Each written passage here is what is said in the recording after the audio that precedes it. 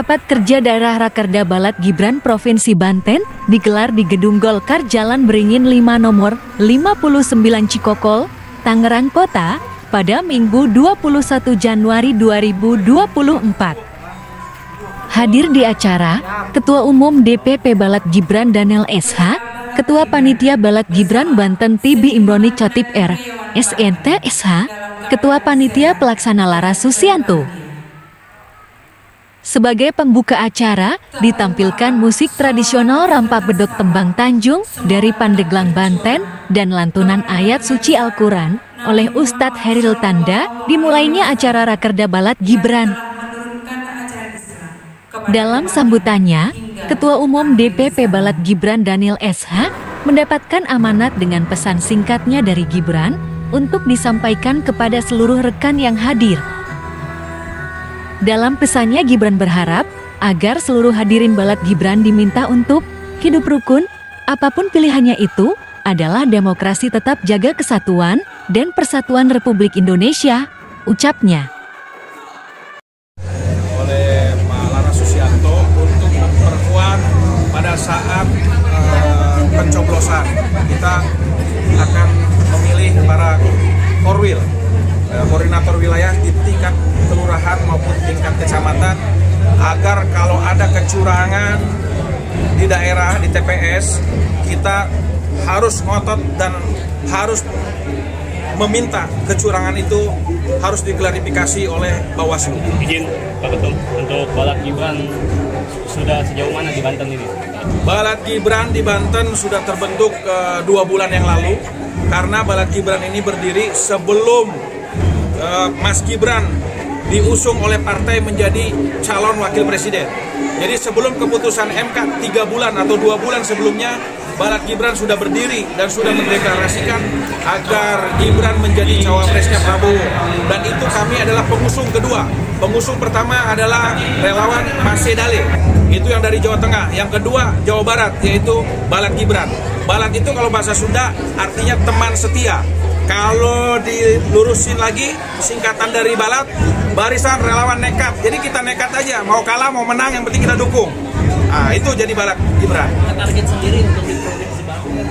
Ya target harus satu putaran, berarti harus 51% lah. Ya kan, kalau satu putaran benar nggak? Satu putaran harus 51% Banten. Kalau nggak 51% berarti terjadi 2 putaran. Ya. Sejauh mana optimisnya Pak? Sejauh mana optimisnya menang satu putaran di wilayah? Oh, optimis, 90% harus optimis kita. Apapun yang terjadi nanti bagaimana itu kehendak Tuhan. Ya, 1000 orang menghalangi Prabowo untuk jadi presiden, tapi kalau Tuhan menghendakkan maka dia jadi presiden. 1 orang yang menghalangi Prabowo tidak untuk jadi presiden, kalau Tuhan bilang tidak jadi presiden, ya tidak jadi presiden. Kembali lagi kita kepada Tuhan, ya, kepada Allah Subhanahu Wa Taala. Yang jelas kita optimis Balat Gibran 1 putaran menang. Kalau tanggapan Balat Gibran gimana Pak terkait dengan bahwa 1 putaran ini lawan politiknya katanya cuma framing doang?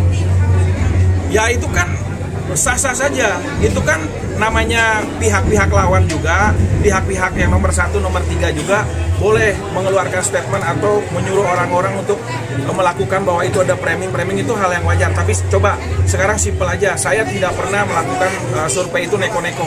Contoh, saya suruh anggota saya kalau survei itu, coba kamu datang ke warteg, di warteg tanya orang yang makan, pilih nomor 1, nomor 2, nomor 3, selalu bilang nomor 2. Ke rumah makan Padang, pilih siapa? Nomor 2.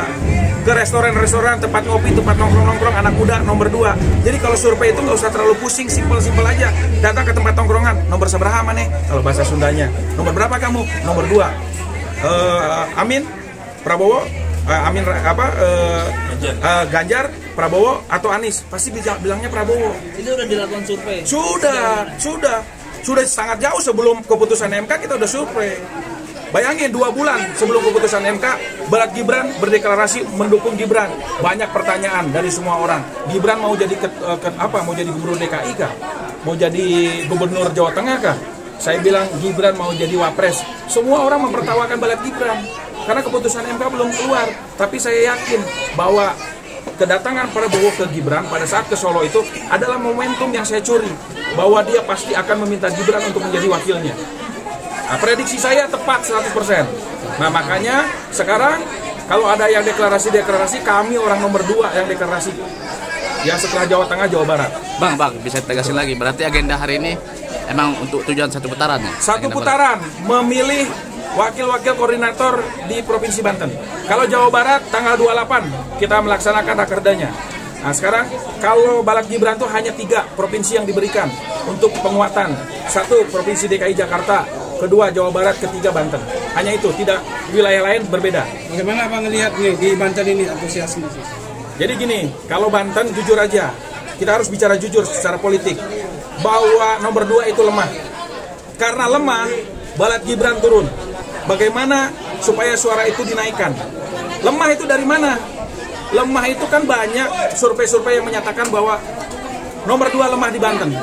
Makanya kita ikut membantu partai koalisi untuk memenangkan Prabowo Gibran satu putaran. Kita relawan yang tidak dibayar. Jujur aja, Balad Gibran tidak pernah dapat uang dari manapun. Itu uang saya pribadi untuk Prabowo jadi presiden. Itu keikhlasan saya, keridoan saya. Dulu saya lawan politiknya Prabowo 2019. Saya lawannya Prabowo 2019. Tapi hari ini saya bela Prabowo dengan materi yang saya punyai. Saya tidak minta sumbangan kepada siapapun. Itu perlu dicatat ya. Jadi kalau saya kasih door prize, acara, makan, itu uang pribadi saya. Tidak minta ke siapa-siapa. Gitu ya, tidak ada money politik. Benar nggak? Kalau kita namanya bersosial, kita namanya sedekah, itu bukan money politik. Itu kewajiban kita sebagai manusia. Untuk harapan ke depan di DPW Banten. Ya, DPW Banten agar merapatkan barisan. Ya, jadi agak sedikit saya tegur tadi, harus merapatkan barisan.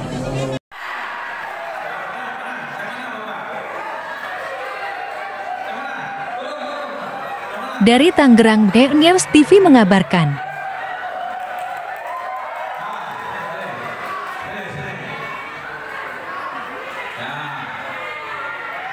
Demikian informasi kali ini, nantikan berita selanjutnya hanya di YouTube News. Don't forget to like, share, comment, and